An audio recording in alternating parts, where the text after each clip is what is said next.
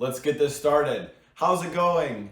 I'm ProfeMalachi and I teach you how to learn English. So, let me just explain a little bit about what today's video is going to be like. So, one of the main issues with learning English on the internet, or actually just learning English in general, is getting access to real native content, because either you're learning with resources that are made to learn English, and the type of language used in those resources is English, but it's very fake. It's not how we actually speak. I always say there's two types of English. There's the English that we use to non-native speakers when we know that you don't speak English, and there's the actual language that we use when speaking with our friends, families, coworkers, etc.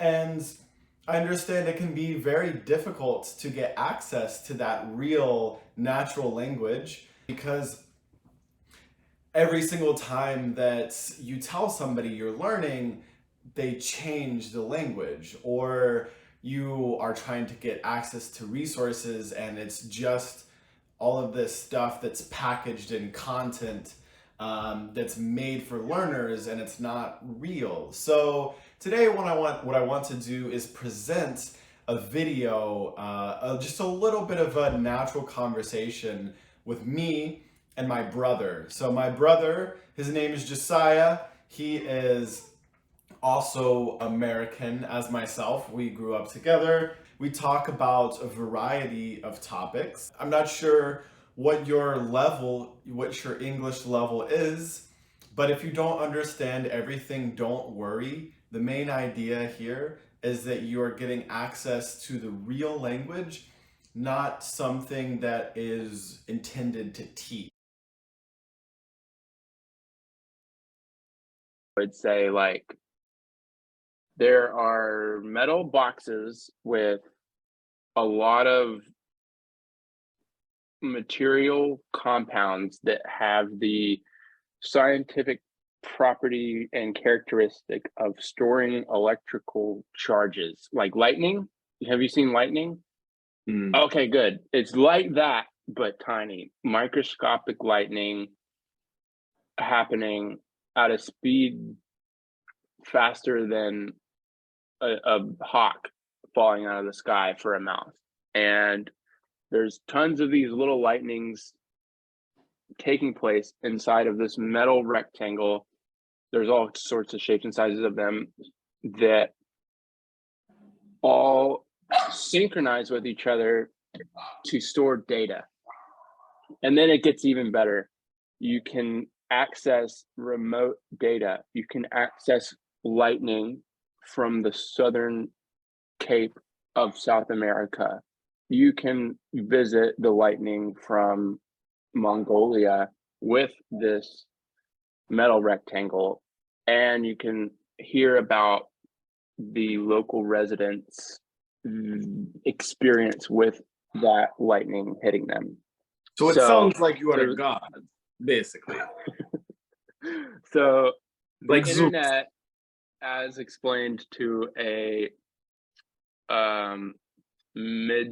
what's the word, 18th century, long ago, I would describe the internet to somebody long ago by telling them that I am a god who can manipulate and materialize lightning with my fingers. It's very interesting to hear how different people describe this. The lightning thing might be a little bit too abstract. It is very more abstract. Yeah. So there's the second way I would put it would be mind reading. Mind reading? Your mind. Yeah. What? No. Okay, you have to defend that position. I don't understand how you draw that conclusion. Okay, so mind reading would be the ability to know what you're thinking, but the practice of mind reading does not necessarily predicate on the present moment or the mind of the now. But with the power of the internet, I can access millions of minds from the past. But are you just describing a feature of the internet? You're not describing the internet itself. No, I would describe the internet as the conduit and means to experience the minds of millions of other people at my own will and discovery.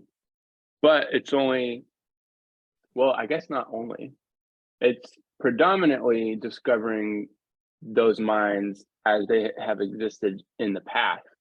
But you can also communicate in real time. And that's not so much mind reading as mind interfacing with someone whose likeness and physical presence is not here.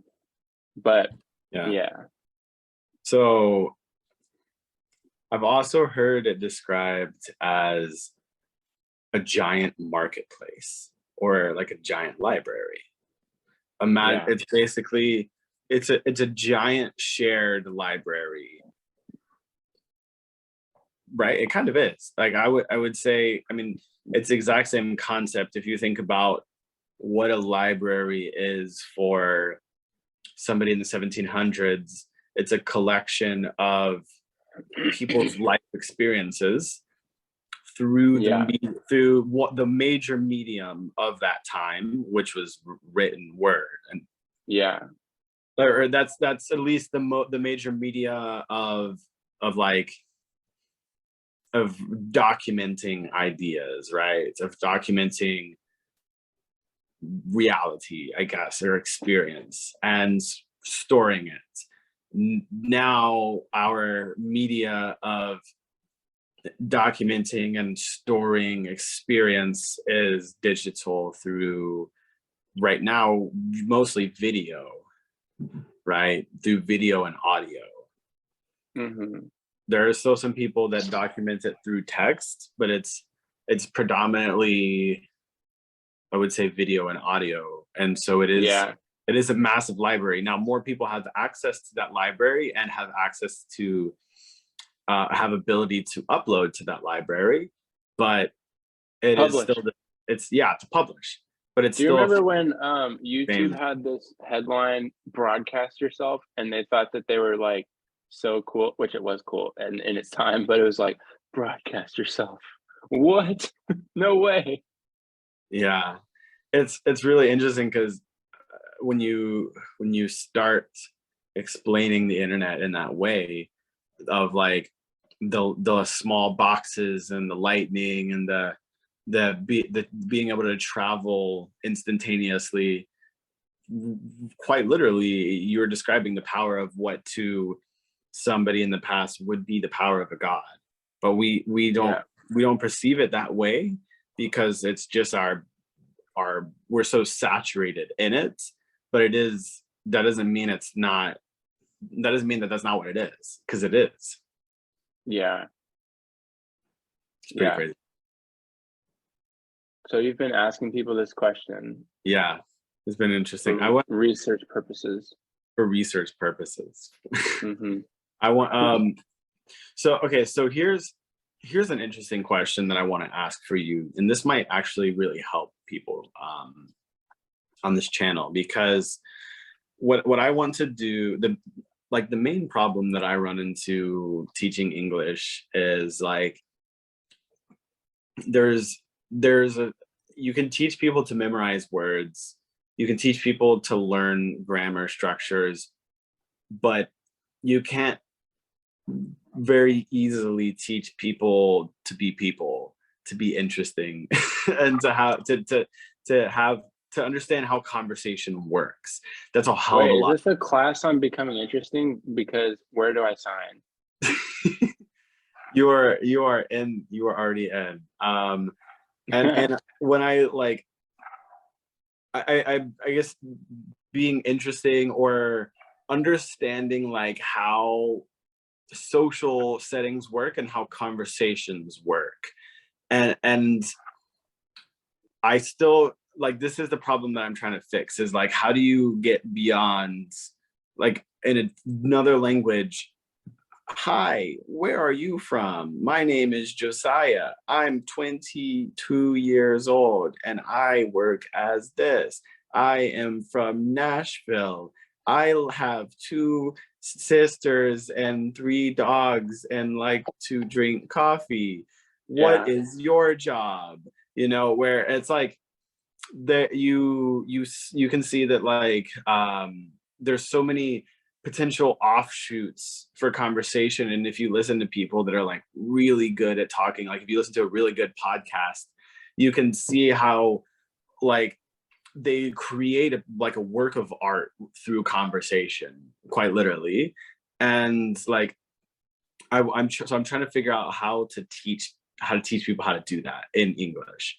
Yeah. Or like how to practice it and like Yeah. stretch the muscles. Yeah, exactly. So like my theory at this point is that initially you have to understand what that is.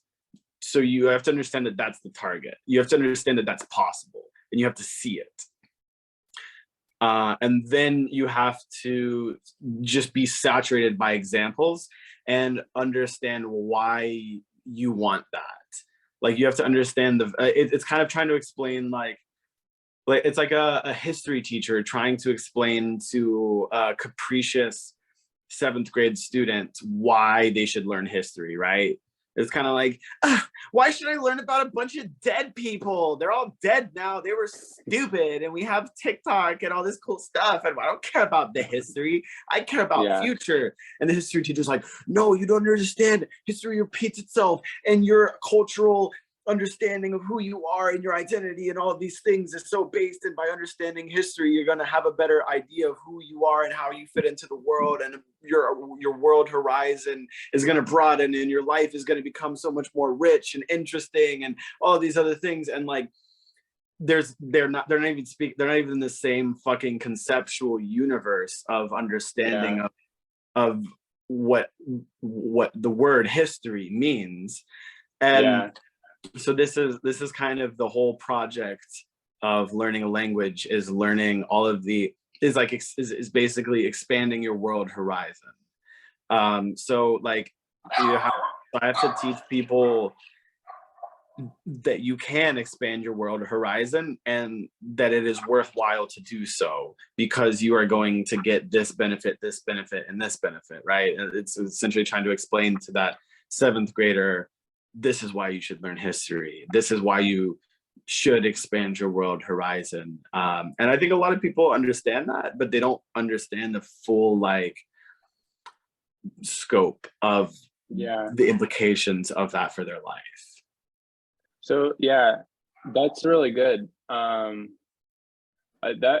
brings up one thought of like, if you have to convince someone why they should listen to you, it's going to be like a lot of sort of peripheral communications that need to take place before they're going to actually listen. But do you know that feeling when like someone's telling you a story, and for me at least, I have a pretty like consistent experience when I'm being told a story, and it's like I either am like waiting to understand what it is that they're trying to communicate to me, and working on like processing that and understanding the message of the story, or like the thing that they're revealing about themselves through that story, or I am like completely like present in their retelling of the experience.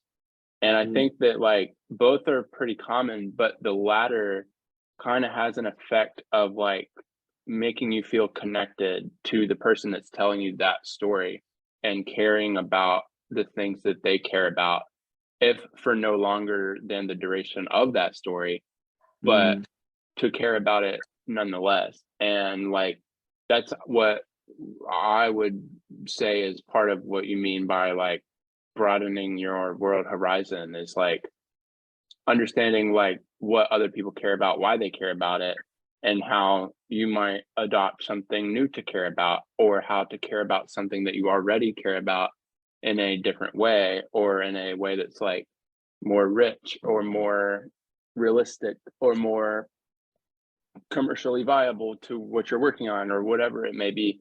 But like through the practice of like listening to somebody like go go like into their own mind for a memory, or for a breakdown of an idea or principle or worldview, or even for just like witty banter and jokes and um expression of their personality and present experience. Through that practice, you are like closer to that person, and like that's like one of the coolest things about like language, and like the millions of ways you can manipulate it and re spin it, and you know what I mean. absolutely, absolutely. That's it's why I've become so fascinated with it, because I see it as a meta skill.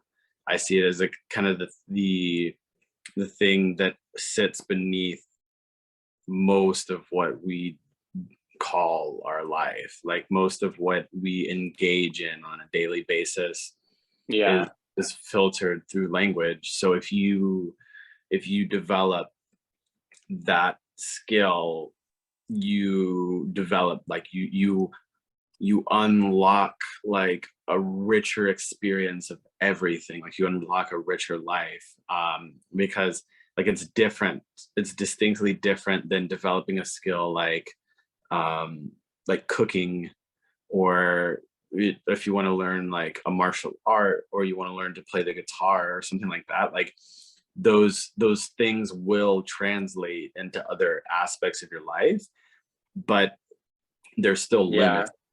Whereas language is kind of like the fabric of the matrix, like because that's how, I mean, that's one of the things that sets us apart from other animals. That's what gives us the ability to create all of these structures and to have iPhones, to make Zoom calls yeah, on, is because of our ability to organize concepts through language, right? So the deeper that you understand that process and can direct it, like you you you increase like your capacity for like life perception and everything, and yeah, um it's just way more active of an experience. yeah. So like a really good metaphor to illustrate this is to think about like, I'm going to pretend that I don't know anything about music. I've never studied music in my life, and the only music I've ever listened to is like what is on the radio, what I hear on the radio. That's the only exposure that I have to music. Yeah, And so now you tell me about your actual music background, and like really upsell it, like go in depth quickly though. Your music. yeah, okay. Well, so yeah, I studied music at university for several years, and I spent a lot of time like learning the theory of music, and like taking in musicology and music history, and like also like commercial applications for music, the industry of creating music and monetizing it. And so if I was explaining Sorry, can you repeat the question? If you had, Just if you don't know anything about music. Oh, so I'm pretending I have no musical background, but I want to understand your musical background just a little bit more. Oh, okay. Tell me, what other instruments have you played? Yeah, so I played the guitar, the piano, the euphonium, the trombone, dabbled in a little bit of percussion. And I have a sort of inherent fascination with rhythm and like melody as means to like capture and express emotions and general like life experiences. And like, so I think that I because of that sort of inherent curious fascination and like vivid experience of my own I decided to pursue studying music in school and pursue music industry opportunities for work, and to just try to surround myself with other people who also have a love for it and have a almost like academic dedication to like learning how it works and learning why certain rhythmic patterns are so incredibly popular and why others have more of a reserved indie, you know, categorization or whatever. And the whole process is endlessly fascinating, and I could literally like spit thoughts on any song you tell me for So tell me, insufferable amounts of time. okay, Yeah. so like on and in general, if you had to guess, how many performances, how many musical performances have you given? I'm talking band concerts, marching band concerts, etc. How many music performances? I mean, probably at least 100.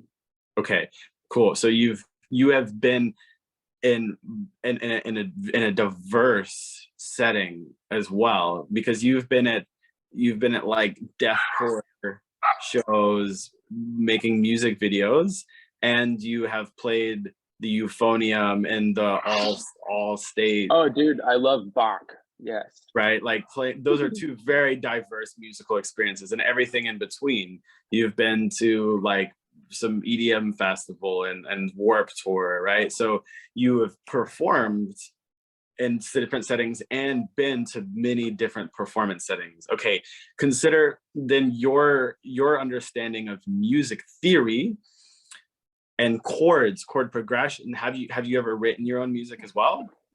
Yeah, so you have created music, you have performed in a diverse array of settings, you have learned all kinds of concepts from Mr. Homemiller, from every music instructor that you've ever had, every setting you've ever been in, every person in your life who also is interested in music. Like your understanding of music in that way compared to my understanding now, where I've never played an instrument, I have never gone to a live performance, and I've only heard music that I hear on the radio, which is like highly, like commercialized music industry. And now we both go to the symphony. Are we having the same experience?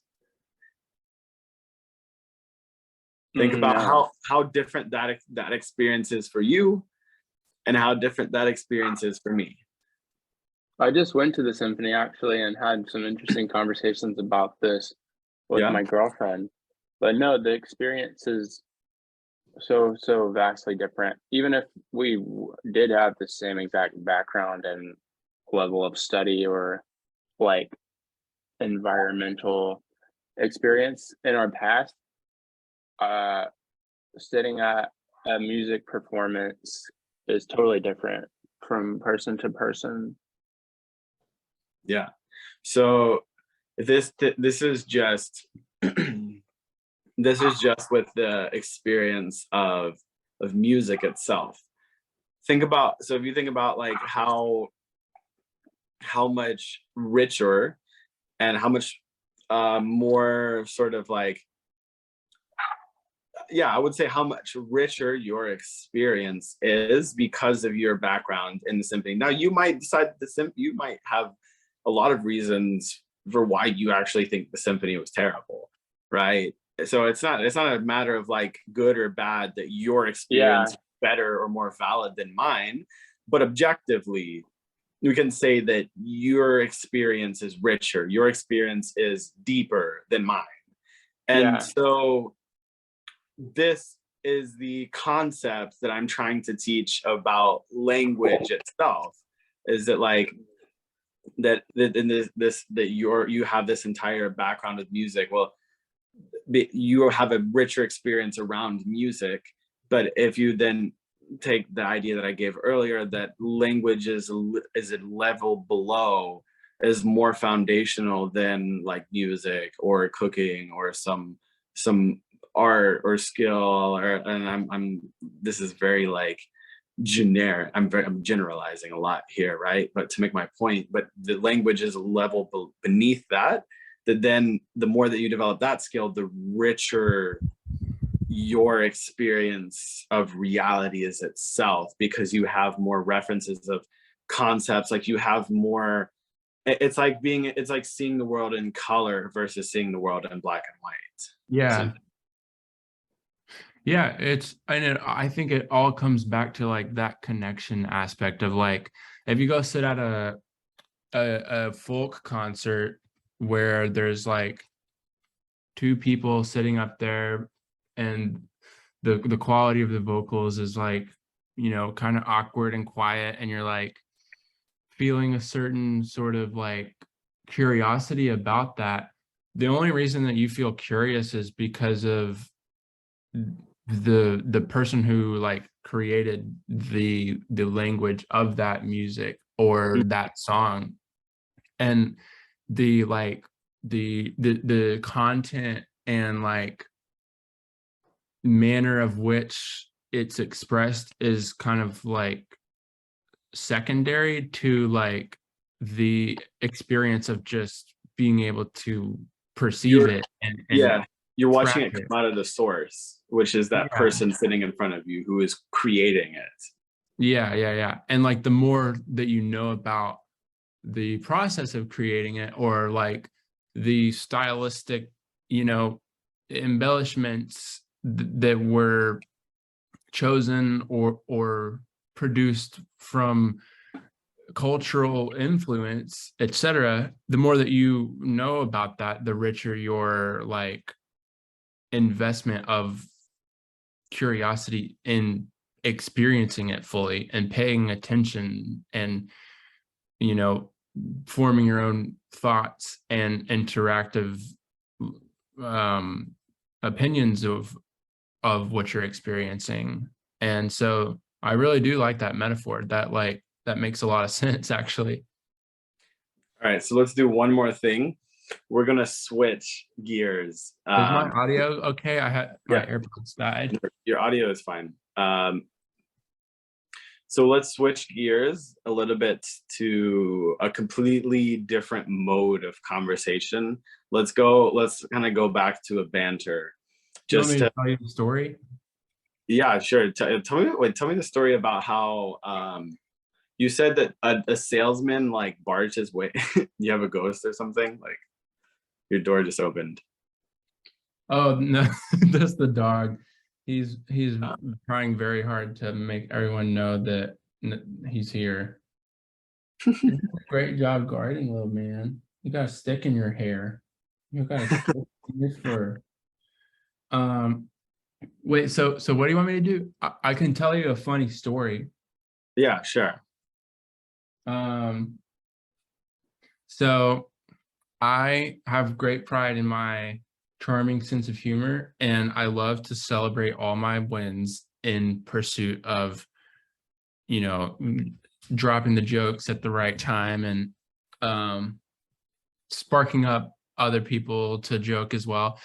And it's kind of hit or miss. I'm always like either a little late or like, perfectly dialed in. But anyway, a few weeks ago, I was a groomsman in a wedding for the first time. And so I traveled to Boone, North Carolina, and stayed in a big house with the whole wedding party.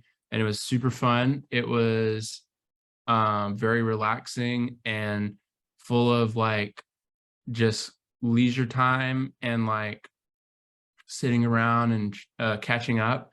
But the night of the wedding was quite wild.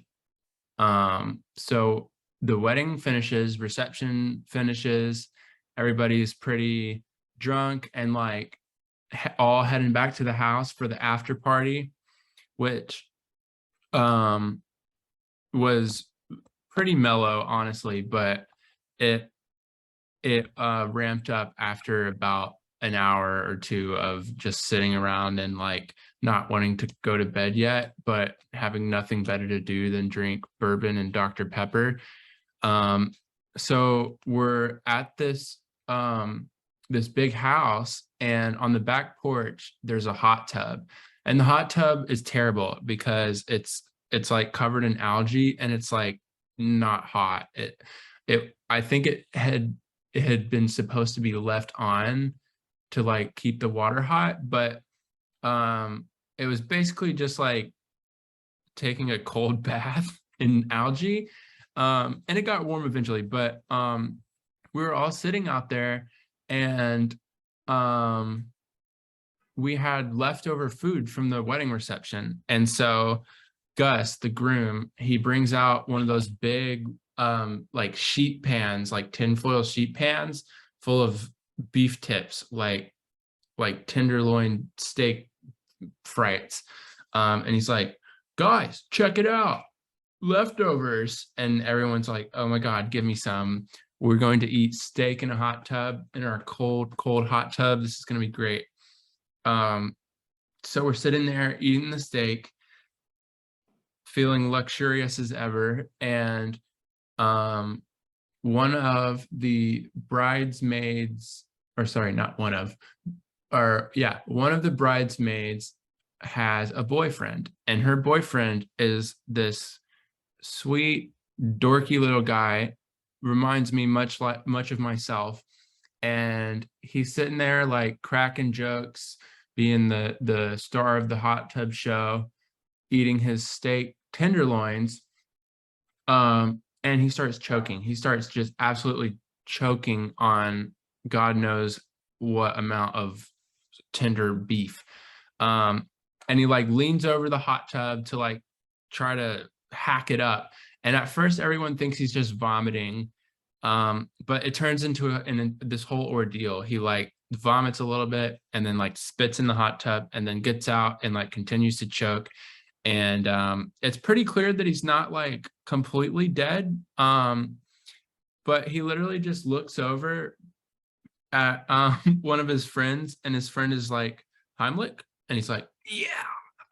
And it's like, wait, are you actually dying? Because he was like still speaking while choking, and everybody was like a little bit slow to react because of the alcohol inebriation, I think. And so he gets up, does the Heimlich maneuver. I myself go give him some Heimlich maneuvering. It's a whole ordeal. But finally, after several outcries of him saying, it's still in there, I can breathe, but it's still in there, he finally hacks it up, and he's like good to go. And this guy, he just walks back into the house, and he's like, so does anybody know where the steak went? And we're like, no, dude, you're cut off. You can't have any more steak. And he's like, okay, fine, I'll settle for the mac and cheese. And at that point, that's the end of the night, and everything's fine. Nobody died. But then tomorrow, my shining moment, I don't even have this one in the can. It just comes out of me. I just make the joke at the right moment. but we're like cleaning up. It's the following morning. We have to get out of the house. We have to be packed and ready to go. Everyone's like grabbing stuff, divvying out the different leftovers. And this fella, Sean, walks over and he's like, man, I want to take some steak home, but we don't have any bags to put it in. And without missing a beat, here's what I say, bro, just store it in your throat. And he's like, and it was a big hit, big success for my comedy career. Just store it in your throat. Nice. So that's my steak choking story. Nice. Okay. So let me point out a couple of things in there. You said what's an ordeal? An ordeal Yeah. is a event. Ordeal would not be a perfect synonym for the word event, but an ordeal I would describe as just a sequence of experiences or events. Or It's interesting because for me, it's like an event that is a bit dramatic. that's usually it. Yes. Usually it has the connotation of like, this is drama or like bad or Yeah, it becomes important. it becomes a situation, you know, Yeah. the situation. Yeah, totally. So then what about divvy out? Divvy out. Yeah. Distribute would be another way of saying divvy out, or share, or separate into groups. Mm. Yeah. So divvy think about how think about, you know, from the perspective of a Spanish speaker trying to understand what you said. How literal was that story, and how many metaphors or idiomatic expressions did you use? I mean, probably more idiomatic, colloquial than literal. Yeah, Sure. absolutely. Isn't it interesting? But where did you learn to speak that way? In conversation with other people. Exactly. Yeah. You learned by imitation, Yeah. by integrating, like you picked up one little thing from somebody else, and you understood based on context what it means and how to use it through exposure and repetition, and then you understood how to use it yourself, and you used it, and other people generally agreed that it means a certain thing and it makes sense and it sounds right. So Yeah. how Yeah. how effective would it be to sit down and try to analyze and like mansplain every little idiom and possible interpretation of divvy out and ordeal, versus just constantly listening to stories and being exposed to those those repetitive patterns? Well, definitely learning by experience or exposure would be a lot more exciting for one, but also like primed to adapt for the next time that a new idiom comes along or turn of phrase. If you've already been like in practice of learning to, you know, what's the word, replicate from what you've heard, then like as your cultural world, you know, shifts or expands, your mind is already ready to like, you know, grab onto the next thing or learn something more complicated, or speak with more subjective, almost like expressive quality rather than just literal. So that right there, that is the language muscle that is innate in all of us to varying degrees, but much more than people think. And if you can learn what that space is, how to feel yourself into that space, and then optimize it, that's how you actually learn a language. That's how you learn to speak and integrate and become like you start really learning the culture and learning the patterns, and you learn to make jokes, and you learn timing and all of those different things. But it's hard to point to that. It's hard to point to it and explain what it is. It's something that you have to feel, and it's something it's so severely misunderstood and mistaught in language education. And that's why that's when I saw what that was, and I saw how it worked and how to put myself in situations to optimize that. That's how I started learning like really fucking fast. And that's why now if I wanted to go learn Arabic, I know that I could, if I spent a month doing it, like I know, like I have no fucking doubt whatsoever in my ability to learn to complete fluency any language, because I understand that and how to do that and put myself in those situations. And it just requires like knowing what that is and that exposure, and then having access to native speakers in that way. But that's why, like, also people, like, I could have incredibly deep and profound conversations in Spanish, but then like people that don't understand shit about languages, they're like, oh, you speak Spanish, and they hear like some reggaeton song come on, and then they're like, what's he saying, and I'm like, I don't fucking know what he's saying. They're like, I thought you spoke Spanish, you don't and it's like, that's not how it works. Like Yeah. Right, like I don't know the context of this song, I don't know the lyrics, he's cutting all the words, he's like, this is an artist, well, if you could call it that, to use, if that word applies here, to use Sam Harris's terminology that you were remarking at earlier, if we can even use that word here. Like okay, also I know I'm getting really meta, but why was that funny? Somebody watching this video who doesn't know the context of the entire conversation that we've been having, they don't understand why that was just funny. They saw that you laughed, and they can understand that I said something that was funny, but they can't possibly understand the way that we just understood why that was funny, right? That's how I feel in most conversations. Yeah, even with native speakers, native speakers are fucking clueless. Like, yeah.